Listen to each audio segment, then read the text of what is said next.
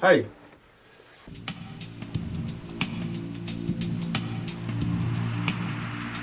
Let's talk about playwriting a little bit. Okay. How long have you been? I've been dabbling in it for, oh gosh, I don't want to say like 20 years, 25 years. Mm-hmm. And I had a couple of plays of mine produced in New York City. Well, one full-length play was done twice in New York City with this Obie Award-winning company called Cucaracha, off Broadway. And then we did it once at a school called the Neighborhood Playhouse, where I used to teach. And then this play that I recently finished, I self-published it through Bookshop Santa Cruz. Mm-hmm. So it's actually down there, you can purchase it if you want. But this summer, Seattle Rep brought me up to Seattle to do a kind of workshop reading of it in a program that they have with a director named John Vreke, who's a very well-known regional theater director, works all around the country. So we workshopped it up there. So I've been sending it out a lot, so we'll see if it finds Now, you came to playwriting from acting, right? Yes. So you know what is kind of required of an actor from a writer. A lot of writers don't. Yeah. Like if you were to come to playwriting from writing novels, there are certain things you have to learn about writing for the stage. Am I right? Yeah, I think it's more, just being around, like, for instance, because I taught acting for so many years, and we're always working with scenes. So I think you get the rhythm of and I read so many plays, you get the sort of rhythm of the language and the interaction and the conflict. You sort of learn it intuitively. I, went to school, David Mamet, went to the school that I did, and that I eventually taught The absolute king of that kind of rhythm Yeah. you're talking about. Yeah. Yeah, and he started out, he wanted to be an actor, and turned out he wasn't a very good actor, but he turned out to be an incredible playwright. So, Well, I've talked to novelists who've tried to become playwrights, and they find it's kind of a different language, Right. because they can't explain everything they want to explain that way, because that kills a play, right? Right. So, what are some of the kind of secrets, ideas, tips that you might have for writers? Well, the best advice I ever heard or read was just get to the end, So that's one thing. The other thing is two people go into a room and they each want something different, and only one person is going to leave with what they want. So, it's conflict. No conflict, no theater, no drama. Mm-hmm. So it can be just as simple as that, What do you make of the improv community here? Because it's been historically, like for 20 years, there's been all kind of improv troupes that have come through. Improv is still a big thing here. Why is Santa Cruz so hot on improv? I don't know. Maybe it's that sort of, that loosey-goosey sense of the individual, and it's not so, maybe people feel it's not so sort of, rule-driven, although, good improv, they do have very succinct rules, that you can, if you follow the rules, you can... There's a structure there. There's a structure. Yeah. And I think a lot of it is, going back to Wilma Marcus in 79, I took her improv class, and I think she was a very huge catalyst for improv in Santa Cruz. And I was gone for a long time, but but anywhere you go, Chicago, LA, it's an economical way to produce theater, because you don't, no sets, no cost, you know what I mean? You can entertain people, you could do it on a relatively small stage, and so you can, you don't have a long rehearsal period where so economically, it's probably a lot easier as well. Is it always a good thing for a young actor to have good improv chops? I think so, because it gets you, the main thing I think about improv, because my background when teaching acting, my teacher taught a structured sense of dramatic improv. And because it's all about getting your attention off of yourself and onto the other person and working off the other person. Mm-hmm. So you're not in your own head, creating this, wait till you see, this character that I've created in my head, and it's fantastic in my head, but, it doesn't, it's just a bore when I try to, slather you with it, So improv, I think it's about, and I think there's another rule about improv too, which, because I forget, it's been a long time, but there's a tremendous, like Karen Babbitt, who's going to teach a comedy class, improv, and she's a tremendous teacher, stand-up comedian. But you have to say yes. There's a rule about in improv where somebody throws something at you, so that it doesn't end. So it doesn't end. Right. You got to keep. It's about finding the yes.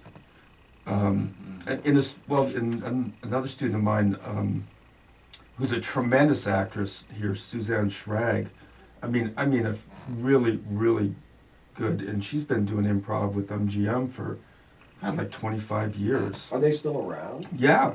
Wow. Yeah. Are they doing Actors Theater, or where are they? Yeah, doing? I think I saw that they're doing that they have a show coming up. Now you did acting teaching for quite a while. Yeah. Are you still doing it? No, I had this opportunity to get into the restaurant business, or get back into the restaurant business, because it was always my default job, and but it's freed me up to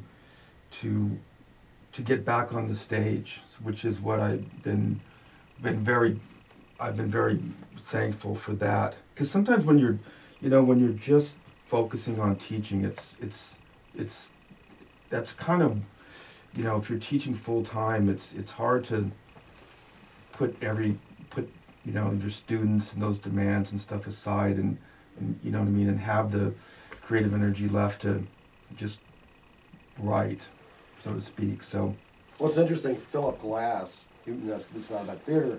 When he was not famous, but composing these asymmetrical, atonal concerts, he said, "I am not going to make any money off of anything related to my art because it just confuses the two." So he drove a cab for 8 years in New York while composing all this, and then eventually Einstein on the Beach and so forth. He became famous and could give up that job, but he clearly felt that he wanted the two things completely separate. Yeah. Well, this first play that I had done in New York, I was a student teacher, or like the drill teacher at the Playhouse. So I didn't have this responsibility on my shoulders. So I wrote it there it was a tremendous, I think it was 3 years. I taught there for 8, but it's 3 years I was sort of the drill teacher. And I'd come in and I'd sit in the mornings with the teachers that had been there for many, many years, Sandy Meisner, and and I'd watch them teach, and then I had this long break, and I'd go, and I could go to movies, or I would go and I'd write, and then in the afternoon I would have my classes, and I would be sort of the drill teacher and review stuff that we did, but the weight of those kids weren't on my shoulders. And then once a teacher left, and it's like, they promoted me, it was like, oh my God, I've got 25, 28 students 5 days a week, and it's a lot, because I was young, and your sort of collective ego has to be bigger than their 25 collected egos, because it's a lot of drama, A lot of drama. On and off the by definition, yes, in and out of the classroom. Let me ask you about acting from an audience standpoint. It seems to me that a lot of sort of mainstream audiences aren't quite clear of what good acting is. They're told, De Niro or Philip Seymour Hoffman is a good actor, and they believe it, but I'm not sure they will really understand great acting when they see it. What marks great acting that you can point to and say, see, that's how it's done, in terms of craft? God, that's a good question. I don't know. I don't know that I could define it. I kind of, it when you see it or feel comfortable. But it's just a matter of going and seeing a lot of acting. like I remember when I got to New York like in '81, I think, and I got a job working in as a bartender for these Broadway theaters, and it was and I would work at a chorus line, and the chorus line didn't have an intermission, so we'd do the walk-in, and they'd send me to these different theaters to work the intermission.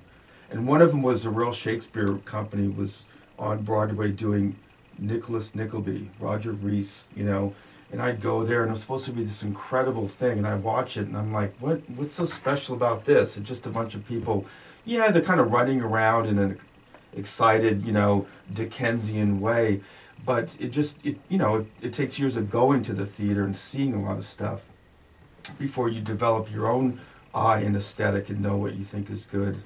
And, Maybe people don't see enough theater. They don't. That's the thing. That's what it is. Yeah. They judge acting by film acting, which is a different right. animal altogether. Right.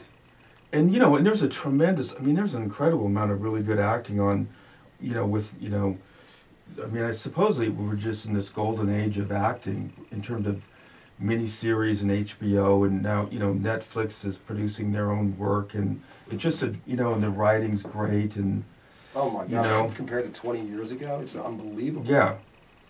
But I do want to say, kind of to Wallace's point, you are seeing, it's almost like they define themselves. You see some of the great actors saying, I've done all these films, but I really want to go back to theater, because that's where I can act and really feel it. Right.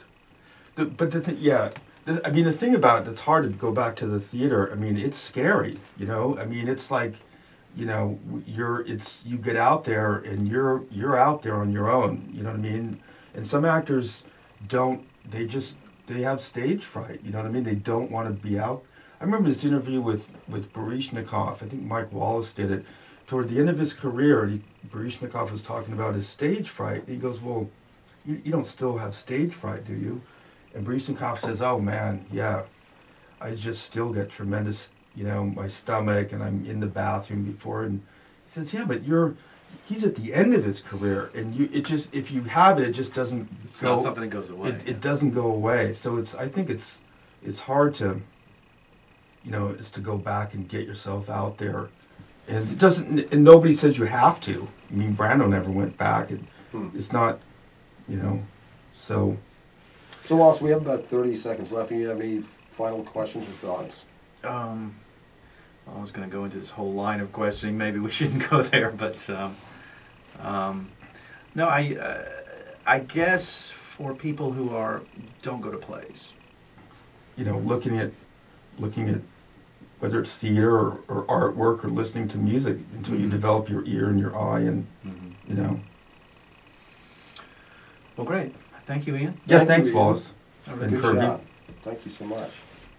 Groovy. Groovy. Good job, guys.